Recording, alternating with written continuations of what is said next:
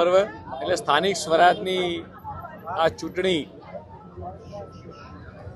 કાલે રાજ્યભરની અંદર 10,000 કરતાં વધારે ઉમેદવારોના ફોર્મ ભરી ચૂક્યા છે। આજે તમામ 15 જેટલી મહાનગરપાલિકાની અંદર અમદાવાદમાં આજે માનનીય મુખ્યમંત્રીશ્રી દ્વારા,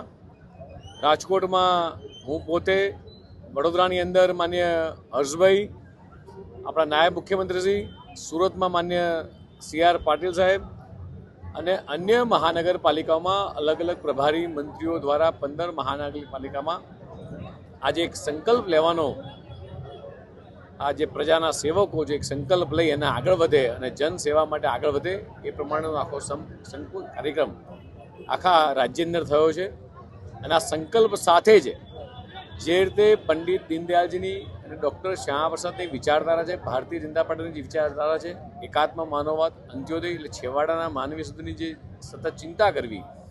દેશના યશસ્વી પ્રધાનમંત્રી માનનીય મોદી સાહેબ જે રીતે માત્ર ગુજરાત નહીં પણ સમગ્ર દેશને વિકાસની રાજનીતિની ભેટ આપી છે,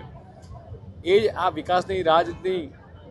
ગુજરાતના મુખ્યમંત્રી માનનીય ભૂપેન્દ્રભાઈ પટેલે સતત અવિરત પ્રયાસથી ચાલુ રાખી છે। અને જ્યારે સ્થાનિક સ્વરાજની ચૂંટણી છે ત્યારે આખા રાજ્યના તમામે તમામ પ્રજાસેવકો એ પ્રજાના કાર્યોમાં જોડાય, કેન્દ્ર સરકારની અને રાજ્ય સરકારની તમામ સરકારી યોજનાઓ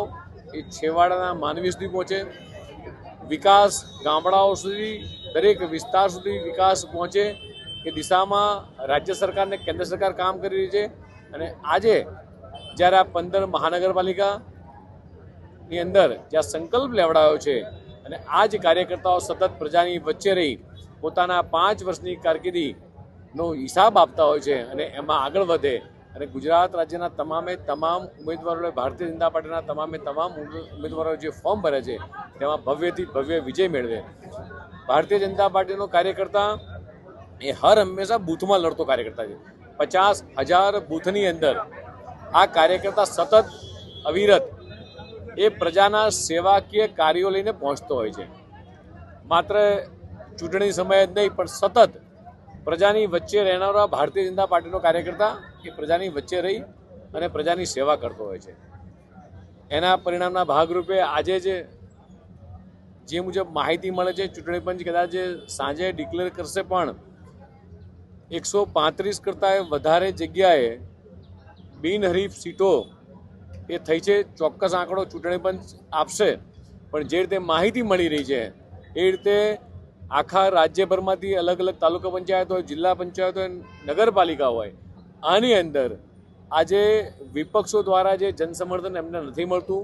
સતત વિપક્ષને માત્ર ચૂંટણી સમયે દેખાવાનું, ચૂંટણી પતી જાય એટલે જતા રહેવાનું, આ પ્રજાને ચોક્કસ ખ્યાલ છે અને એટલા જ માટે ગુજરાતની આ પ્રજા એ સતત એ વિકાસની સાથે જનસમર્થન આપતી રહી છે અને આવનારા દિવસોની અંદર પણ એ જ રીતે ભવ્યથી ભવ્ય વિજય સાથે 50,000 બૂથના વિજય સાથે ભારતીય જનતા પાર્ટીના કાર્યકર્તાઓ આગળ વધશે।